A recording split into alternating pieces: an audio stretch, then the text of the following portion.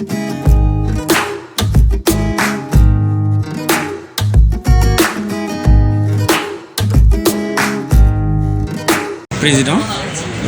revenons un tout petit peu sur l'actualité concernant le dernier voyage du président de la République en France où il a signé des accords de pêche avec l'Union européenne.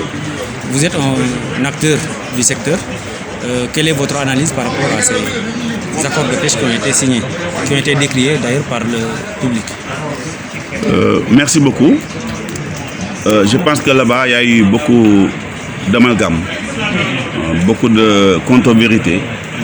Et les gens ont tendance à essayer de mélanger deux choses qui sont différentes, ça veut dire les licences de pêche et les accords de pêche avec l'Union européenne.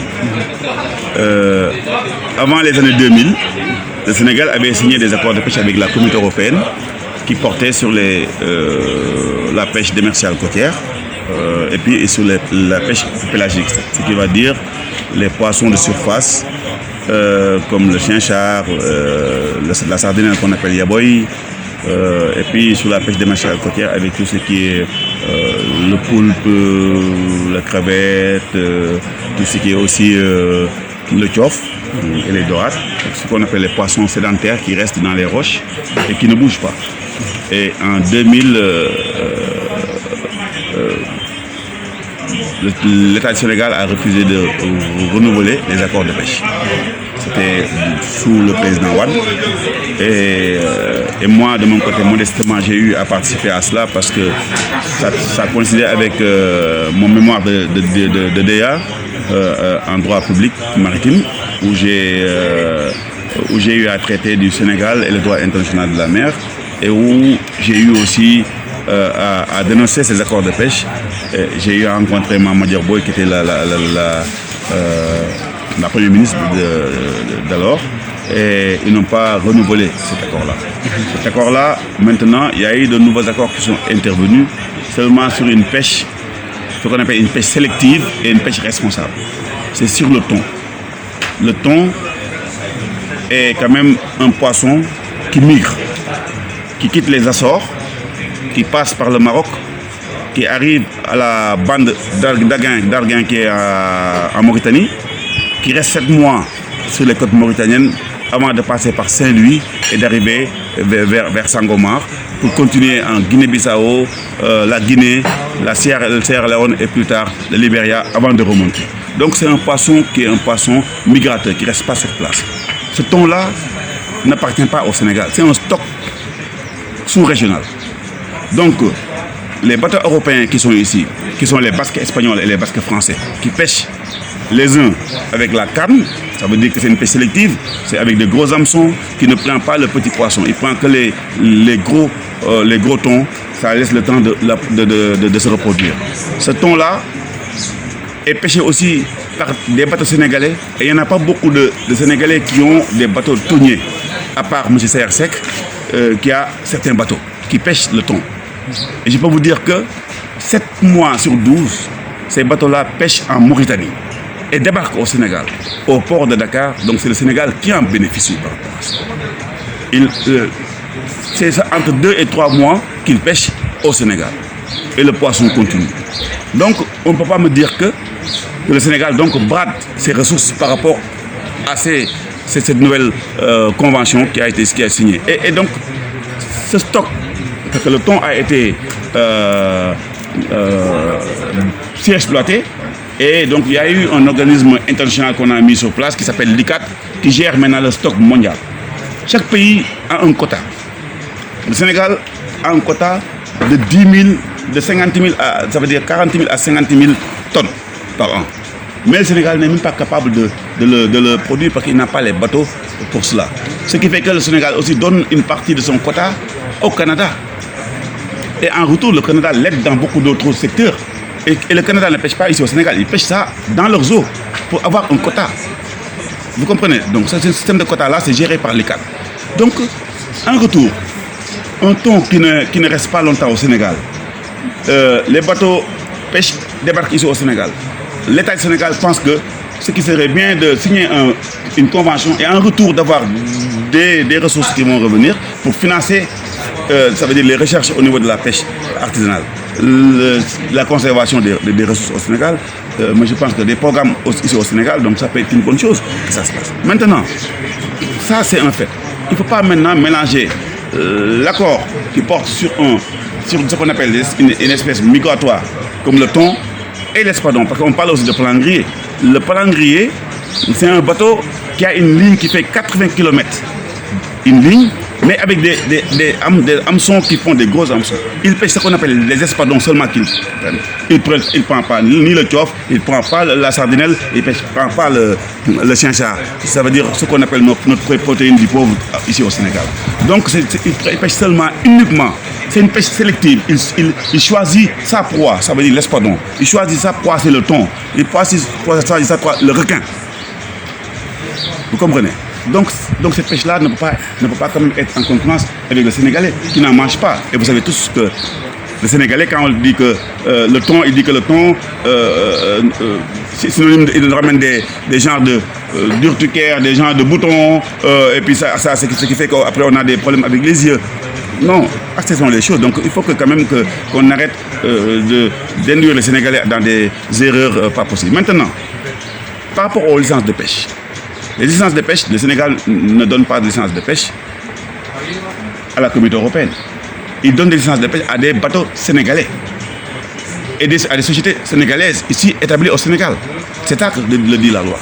Maintenant, quand les Sénégalais décident de créer des entreprises de droit sénégalais, et sur le papier et tout, ils ont dit qu'ils sont majoritaires, c'est les bateaux-là, et ils acceptent de se mettre avec des étrangers pour faire un joint venture, pour pouvoir exploiter ces bateaux-là, et pour le bien-être, pour le bien de ces sociétés sénégalaises, là où ils payent leurs impôts ici, où les Sénégalais travaillent, le ministère de la Pêche ne peut pas dire non parce qu'il n'a pas la possibilité de regarder derrière, qui est derrière ou pas. Ce qu'il regarde, c'est les Sénégalais qui sont venus faire la demande et qui remplissent les conditions édictées par la loi et qui passent par une commission avant attribution. Donc maintenant, le problème qui se pose maintenant, nous avons besoin de la pêche artisanale comme nous avons besoin de la pêche industrielle. Mais il faut quand même que quand au Sénégal, on a une pêche artisanale aussi développée, il faut qu'il y ait quand même une meilleure organisation, ça veut dire dans la zone de pêche. Pour moi, le problème, ce sont les zones de pêche. Comme vous l'entendez, les pêcheurs disent toujours, maintenant les bateaux sont en train de pêcher là où on pêchait. Les bateaux commencent à être les pirogues. Maintenant, c'est des pirogues qui font 25 mètres de long, qui amènent 30 tonnes de poissons. C'est plus des ces petits bateaux qu'on pensait qui amenaient 2 tonnes, 3 tonnes. Maintenant, les pirogues au Sénégal amènent 30 tonnes, 800 caisses de poissons de 50 kilos. Ils le ramènent actuellement. Donc, l'État doit aussi quand même commencer à dire qu'il faut qu'on organise mieux ces zones de pêche. Moi, j'ai déjà entendu une fois le ministre en parler, et c'est une réflexion, et je lui dirais que moi je l'inviterais à aller dans ce sens-là, au sens de pousser les bateaux au-delà des 12 000 miles, et de laisser les 12 000 miles et les 6 000 miles à la pêche artisanale. Comme ça, si on respecte seulement ces zones-là, il y aurait la paix. Maintenant, régler le problème de la pêche en disant qu'il faut sortir les bateaux industriels, moi je pense que c'est ne pas maîtriser vraiment l'ensemble des données qui constituent le problème. Le problème de la pêche est d'abord un problème de responsabilisation de ces acteurs-là. Première chose, quand des pêcheurs se permettent de prendre ce qu'on appelle les monofilaments, ce sont des filets en nylon qui ramassent tout sur son passage. Le petit poisson, le crabe, les coquillages, tout. Ce qu'on appelle le yous, ils prennent tout. Ils ne laissent rien, sans sélection. En plus, quand ces filets sont détruits et cassés, ça veut dire abandonnés au fond de la mer, ils continuent à pêcher. Et ces poissons-là pourrissent. Et les poissons vont quitter leur lieu, parce que c'est normal, avec l'odeur. Ils ne peuvent plus rester dans ces zones-là. Et ce qui fait que donc, ça chasse les poissons qui sortent de leur habitat naturel pour aller ailleurs. C'est ça qui crée des problèmes. Il ne faut pas oublier aussi que, avec la déréglementation au niveau climatique, mais ça a une incidence sur les poissons qui travaillent et qui vivent avec la nature. Le poisson suit la température de l'eau. Le moment le moment de reproduction, ça correspond à ces choses-là, à ces genres de normes naturelles. Et quand maintenant, il n'y a plus de saison, la saison des pluies ne vient plus à l'heure. Le froid ne vient plus à l'heure. Parfois, on voit des poissons qu'on voyait, normalement au mois de novembre, on le voit maintenant vers le mois de janvier quand il commence à faire frais. Parce qu'on savait très bien qu'au Sénégal, au mois de novembre, il commençait déjà à faire frais. Maintenant, les choses changent. La saison des pluies, c'était 6 mois, maintenant c'est réduit. Tout ça, ça a une implication sur la pêche. Il y a aussi une chose qu'il ne faut pas oublier. Une population de 3 millions en 1979-1980, ce n'est plus maintenant 17 millions de personnes. Donc il y a un effort extrême sur la ressource, sur la pêche, qu'il faudrait diminuer. Et ça, l'État doit aller, et ils ont commencé, doit aller vers l'aquaculture. L'aquaculture est une alternative à la sauvegarde de nos ressources et à diminuer l'effort de pêche sur la ressource actuellement, qui ne peut pas continuer. 17 millions de Sénégalais, la pêche sur la mer, il va falloir trouver d'autres façons de nourrir cette population-là. Et maintenant, l'État aussi là-bas ne doit pas faire l'erreur de prendre des investisseurs sénégalais qui ne sont pas des acteurs de la pêche pour faire l'aquaculture, parce que le problème restera entier. Parce que les pêcheurs resteraient toujours encore, l'effort de pêche ne serait pas diminué. Au contraire, on doit accompagner les pêcheurs, les reconvertir en aquaculteurs pour qu'ils lâchent un peu, qu'on récupère leur bateau, qu'ils lâchent un peu l'effort de pêche sur la mer pour que la reproduction puisse se faire tranquillement et aussi qu'ils aillent dans l'aquaculture. C'est ce qu'on devrait faire. Ça veut dire qu'il faut une migration donc, des pêcheurs vers l'aquaculture pour diminuer l'effort de pêche. Donc, si on vous comprend bien, vous voulez dire que les licences qui ont été signées par l'État ne constituent pas le bradage des ressources. C'est les monofilaments. Non, c'est un ensemble. Ça veut dire un ensemble. Ça veut dire que les monofilaments tuent beaucoup plus que les bateaux. Et les monofilaments sont utilisés par les pêcheurs. Par les pêcheurs sénégalais artisanaux. Actuellement, il y a 2 jours, on a vu ici à Mour que ce sont les pêcheurs qui refusent maintenant. Il y a certains pêcheurs qui disent qu'on n'accepte plus que maintenant que des pêcheurs viennent de Thiaroye et autres et utilisent cela parce qu'en plus c'est la loi qui l'a interdit. Le code de la pêche a interdit les monofilaments. Il faut qu'on l'applique.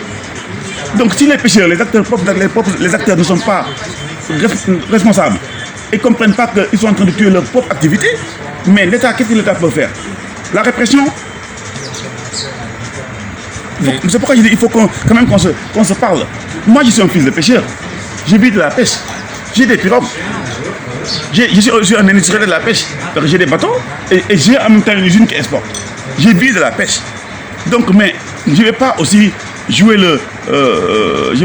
faire le bon dos et puis dire que, ouais, que je vais seulement mettre tout sur le dos de l'État. Non, je veux que aussi nous qu'on soit plus responsables. C'est à nous de prendre en bras le corps notre secteur. Ça demandera par des sacrifices. Président, à bien vous entendre, vous êtes en train de dédouaner l'État par rapport à la crise que traverse le secteur de la pêche. Mais si beaucoup de marins qui travaillent dans les bateaux avec les licences de pêche dénoncent le fait que les filets qu'utilisent ces bateaux-là ne sont pas des filets réglementés. D'ailleurs, à chaque fois que la marine apparaît et qu'ils voient la marine, ils sont obligés de prendre les filets et les cacher dans les bateaux et sortir d'autres filets les plus réglementés. Est-ce que ça aussi, ce n'est pas un laxisme de l'État? Vous savez, je ne dédouane pas l'État. J'essaie d'expliquer des choses, ça veut dire un ensemble en tant que technicien, en tant qu'acteur de la pêche. Ce qu'il faut comprendre par rapport aux filets et les mailles qui ne sont pas respectées, je veux dire qu'il y a la direction de surveillance des pêches qui est en train de se battre pour qu'on arrête cela. Ça veut dire que vous savez très bien que dans toute activité faite par des privés, il y a toujours des gens qui sont toujours là à ne pas respecter la loi. Ça, c'est pas parce que l'État ne surveille pas. Au contraire, l'État, avant de donner une licence, ça veut dire qu'il y a un service technique de l'État qui vient pour regarder les mailles et qui homologue où la direction de surveillance des pêches vise, l'ANAM vise, la direction des pêches vise, et il y a des observateurs à bord des bateaux. Il y a des observateurs sénégalais qui dépendent des ministères de la Pêche qui sont à bord des bateaux pour essayer pour voir est-ce qu'ils respectent les choses. L'État a fait ce qu'il faut faire. Maintenant, qu'il y ait des bateaux qui ne respectent pas la réglementation, la surveillance des pêches est là. C'est pourquoi parfois vous entendez qu'il y a beaucoup de raisonnements. Il y a beaucoup de bateaux qui ont des amendes ici où les bateaux ont été ramenés à quai par la marine. Donc, dans toute activité, il y a des gens qui respecteront toujours la législation et d'autres qui vont l'enfreindre. Donc, maintenant, l'État doit être vigilant pour que la loi reste la loi et que ces choses-là ne soient plus tolérées. Beaucoup de Sénégalais voient qu'en réalité, le thon qui a été cédé à l'Union européenne a été quasiment bradé parce que, faisant les calculs, le kilo revient à 200 francs, alors qu'au niveau des marchés internationaux, le kilo peut aller jusqu'à 6 000 francs. 6 000 francs le kilo. 6 000 francs le kilo. Ouais. À 200 francs. Je vais vous dire une chose. Les gens ne comprennent pas ce que c'est que le thon. Ils entendent le thon, ils disent qu'il y a des thons qu'on vend à 20 000 francs CFA le kilo, ou bien 2 000 dollars. Ça, ce n'est pas le thon qu'il y a ici au Sénégal. Le Sénégal, encore, les usines qui exportent le thon ici n'ont pas encore la capacité de vendre sur le marché japonais. Ça, c'est sur le marché japonais. Et c'est ce qu'on appelle le bluefin. Le bluefin se trouve en Méditerranée, ça ne se trouve pas au Sénégal. Moi, je suis le premier Sénégalais à avoir exporté du thon frais ici au Sénégal. Ça veut dire que je louais des avions entiers, des cargos, Air France ou bien, excusez-moi du terme, Air France, Bruxelles. Ils demandaient c'est moi qui exportais le thon, 40 tonnes de thon frais sur le marché européen. Je n'ai jamais vendu à ce prix-là. On vendait entre 5 et 6 euros le kilo. Vous savez pourquoi? Parce que les bateaux, la pêche est lointaine. La Mauritanie, avant qu'il arrive, le poisson n'est pas aussi frais qu'on le pense. C'est des poches de 3-4 jours. Parce que les bateaux, le poisson frais, quand ils l'amènent ici, ils attendent les derniers jours de pêche pour prendre du poisson frais. Mais tout le reste, c'est congelé. Et le poisson congelé, ça va pour la conserverie à des prix de même pas 800 francs CFA qu'ils vendent ici au niveau de la SNCDS. Et dites-moi, est-ce que vous avez déjà vu un thon de conserve qu'on vend à 6 000 francs? Ce thon congelé-là va pour la conserverie. Maintenant, je veux dire, ce qu'il faut comprendre, en Méditerranée, en Espagne, Italie, en France et la Grèce, ils ont développé ce qu'on appelle des fermes où ils font du grossissement de thon. Ce thon-là s'appelle du bluefin. Ça veut dire les Japonais, ils le tuent. Quand ils le tuent pas n'importe comment. Ils tuent par la moelle épinière en enlevant la moelle épinière, ce qui fait que le thon n'a pas le temps que le sang devienne marron. Parce que le thon est comme l'être humain. Il se stresse vite et il y a l'histamine qui monte. C'est ce qu'on appelle l'histamine. Et quand l'histamine monte rapidement, quand il est stressé, la chair devient marron et donc la qualité n'est plus la même. Alors que les Japonais, ils aiment bien manger le sushi, c'est presque frais. Donc il n'y a aucun Sénégalais encore qui a la capacité d'envoyer du thon au Japon pour ces prix-là. On vend à 6 euros, 7 euros quand vraiment ça manque. Et puis le Sénégalais n'est pas seul à exporter. Le Brésil exporte. Les pays arabes, il y en a qui exportent le thon. Et comment le Sénégal, vous voulez que le Sénégal laisse le thon qui passe de 2 mois seulement dans ses eaux, partir et puis que les Mauritaniens le pêchent? Les bateaux qui sont ici, de la Communauté européenne, pêchent 7 mois dans l'année en Mauritanie. Ça veut dire, dans les eaux mauritaniennes, le poisson mauritanien, il débarque ici au Sénégal et l'exporte par ici au Sénégal. Il n'y a que 2 mois dans l'année. Quand le poisson passe ici pour aller vers la Guinée-Bissau et vers le sud, qu'il passe ici, que les bateaux sénégalais peuvent le pêcher ici. Donc c'est tout le bénéfice du Sénégal. Donc il ne faut pas regarder en termes de, quand on dit 200 francs le CFA. Mais est-ce que vous savez aussi que dans le prix du poisson, qu'est-ce qu'il y a comme charge? Il y a l'avion, il y a l'usine, il y a les cartons, l'emballage. Vous pensez que les gens vont gagner autant de marge quand on parle de 6 000 francs?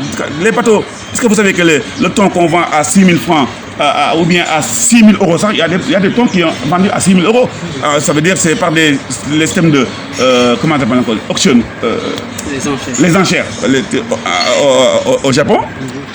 Ce thon-là, c'est un thon qui a été tué, ça veut dire qu'en Méditerranée, comme cela, mis dans l'avion, il y a un cargo spécial qui l'amène. Il n'y a même pas le glace qui le touche. Ça veut dire que 8 heures de temps après, avec un système il est sur la table, comment ça s'appelle encore, du consommateur, c'est pas pareil. Surtout que nous, nos bateaux, déjà, ils font 2 heures, 3 jours pour aller en Mauritanie pour pêcher. Il reste 1 mois, parce que c'est des bateaux qui font 150 tonnes pour remplir leur cale. Et après, les 4 derniers jours, ils pêchent le poisson frais pour nous l'amener, nos usines. Nous, on le met en longe, on coupe la tête, et on le met dans des cartons, dans les polystyrènes, et on l'envoie. Il y a l'avion aussi qui l'envoie avant d'aller chez le consommateur. Donc le Sénégal n'est pas encore. Donc les gens, ils disent ce qui n'est pas vrai. Ces prix-là, ils sont en train... c'est pourquoi il faut qu'on laisse les professionnels parler de ce secteur-là. Ceux qui ont leur ONG ou qui sont dans l'opposition, ils ne font que leur rôle opposé parce que tout ça, ils le mettent dans le dos de l'État. Ce n'est pas vrai. Les contre-vérités, il y en a trop.